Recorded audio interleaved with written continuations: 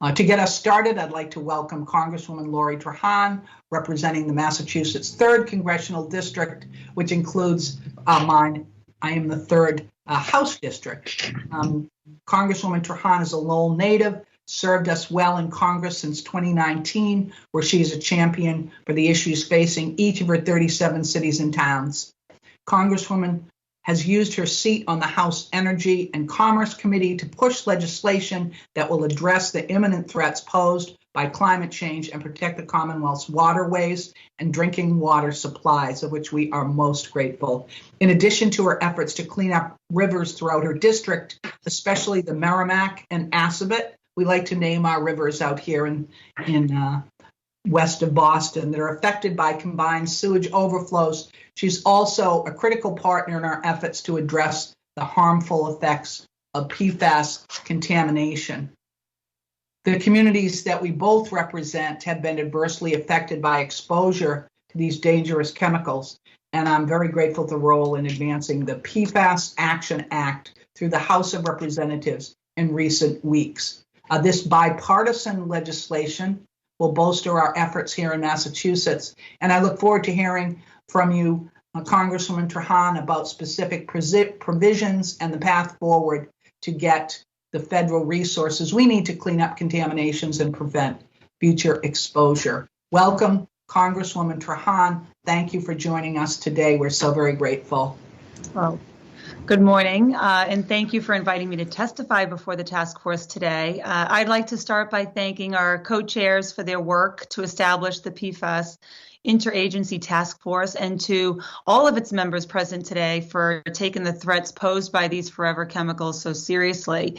I'm honored to call Chairwoman Kate Hogan not just a colleague and a partner, but also a dear friend for those of us who know her well.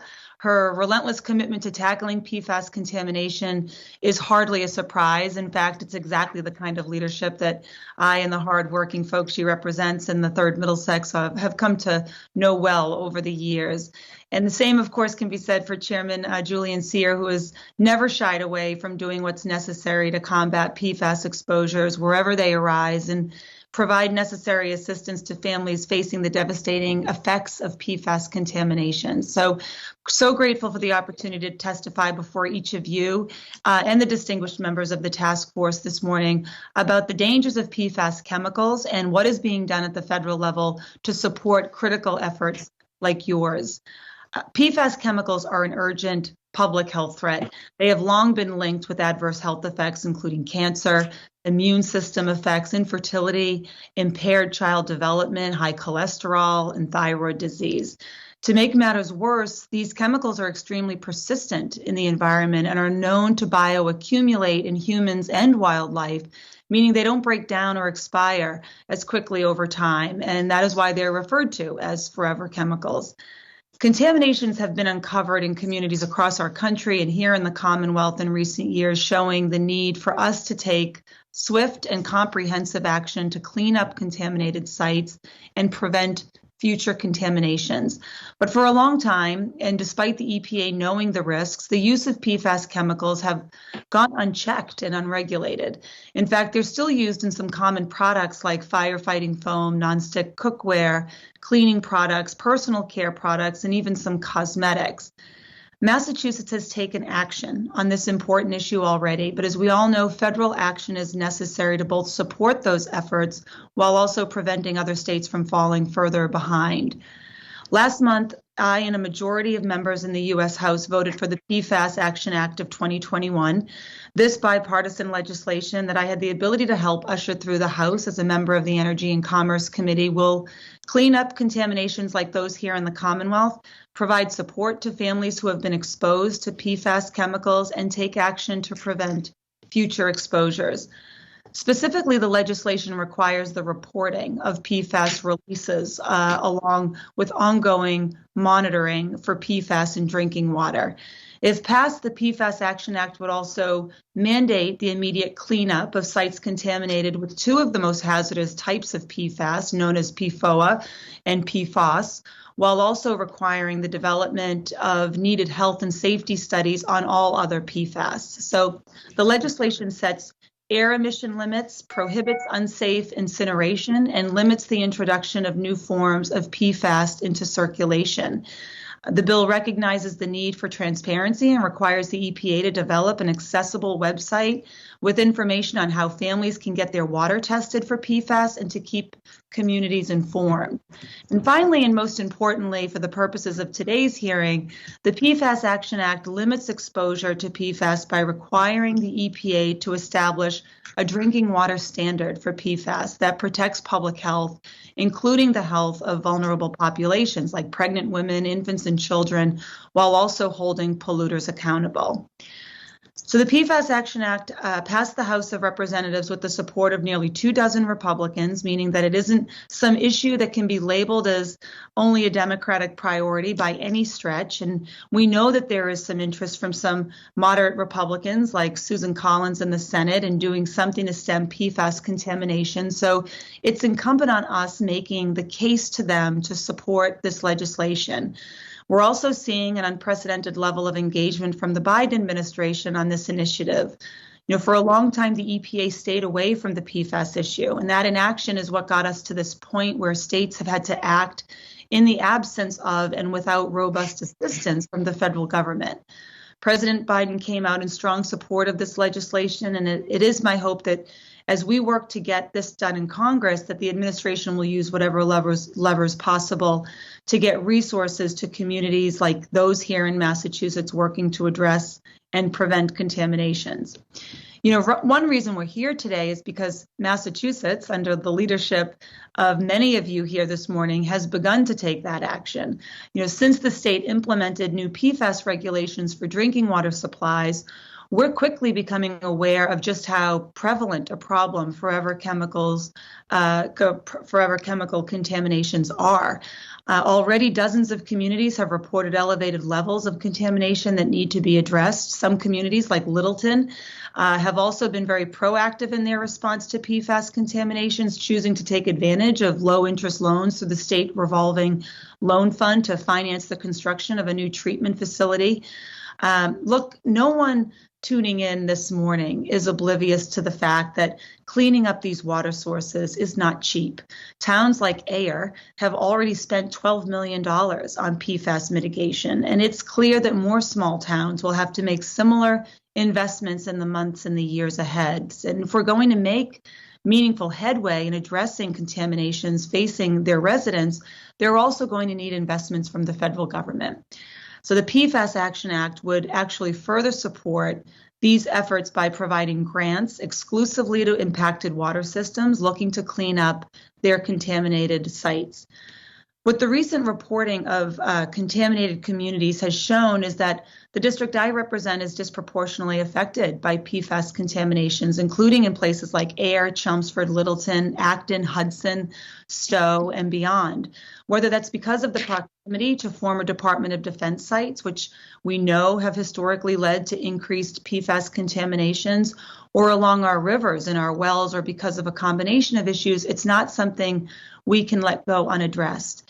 And what we've acknowledged here in Massachusetts, thanks in large part to the efforts of members on the task force, is that it takes a whole of government approach to responding to PFAS contamination, and the PFAS Action Act is necessary to make sure that the federal government is doing their part in this partnership.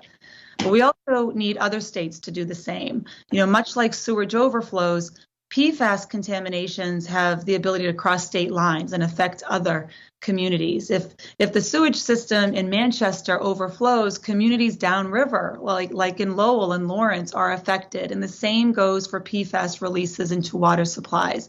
We can't have one state treating this threat with urgency while others are failing to do the same. So the federal standard required by the PFAS Action Act will require every state and water system to take responsibility for reducing PFAS in our drinking water.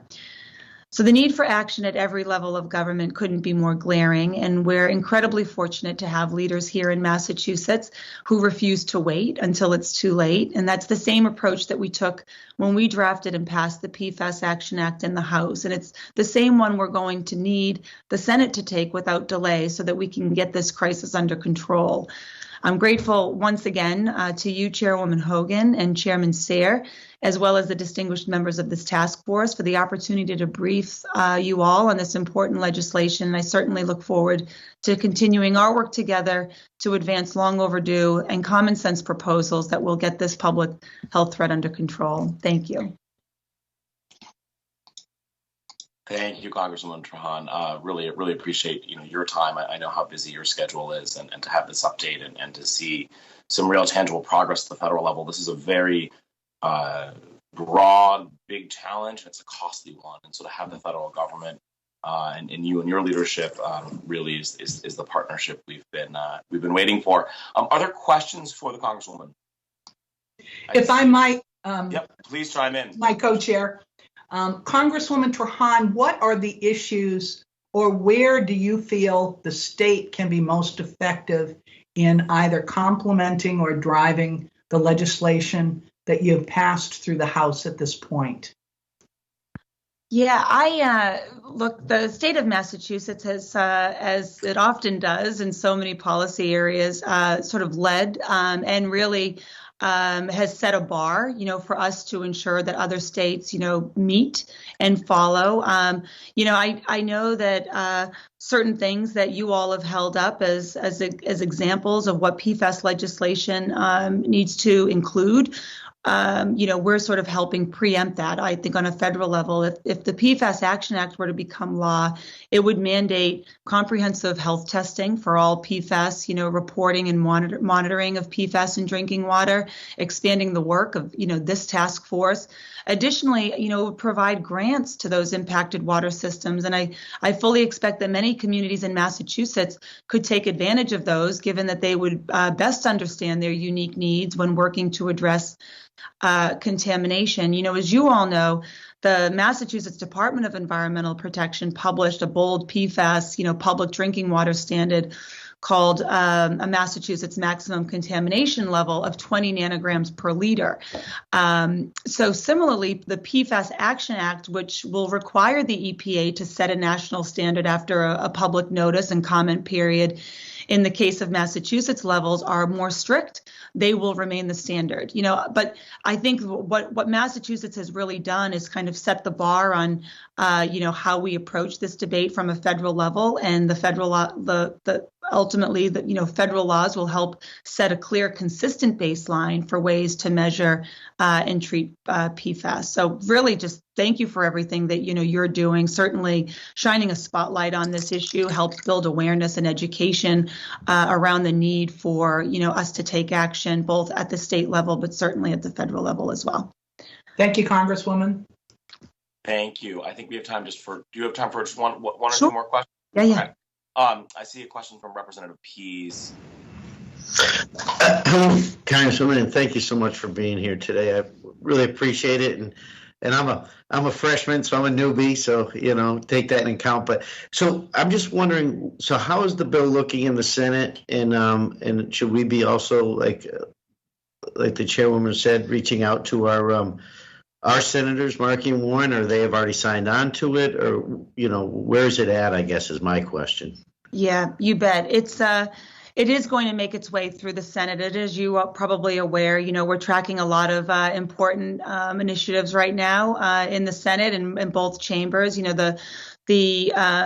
The PFAS is addressed in the bipartisan infrastructure bill, so that is a really good sign in terms of us, moving on something that addresses the mitigation of PFAS. Clean drinking water was a priority in the bipartisan infrastructure bill. The text currently includes $800 million per year in capitalization grants to address PFAS contamination under the Safe Drinking Water Act. That legislation includes programs specifically aimed to help small and disadvantaged communities and funding to help drinking water utilities remove PFAS from drinking water supplies or to connect well owners to local water systems. So My office will certainly be involved as this legislation moves through the House. It never hurts to call our senators, although I know that they're supportive of this, the PFAS Action Act, as well as making sure that the clean water is a priority and it's funded at a level that we need it to be in the Bipartisan Infrastructure Act as well. Thank you. Thank you so much. You. Well, one last question, brief question from Representative Kearns. Thank you. Thank you, Congresswoman. I think you answered it. My question was going to be, will the federal infrastructure funding, apart from the federal legislation that's already gone through the House, will it address PFAS? And it sounds like it will. Yes, yes. And you know, right now we're making sure that, you know, that there's a number of things right now that I think with the bipartisan bill, also with the budget reconciliation bill, and look, there's more to do even after those two pieces of legislation are passed. And so, you know, I know that there's, because of the actions that the House has taken, whether that's the Clean Futures Act, certainly this, you know, PFAS Action Act, we want to make sure that those are reflected in these two major bills. And if not, that we continue to make sure that these are taken up, you know, in the fall.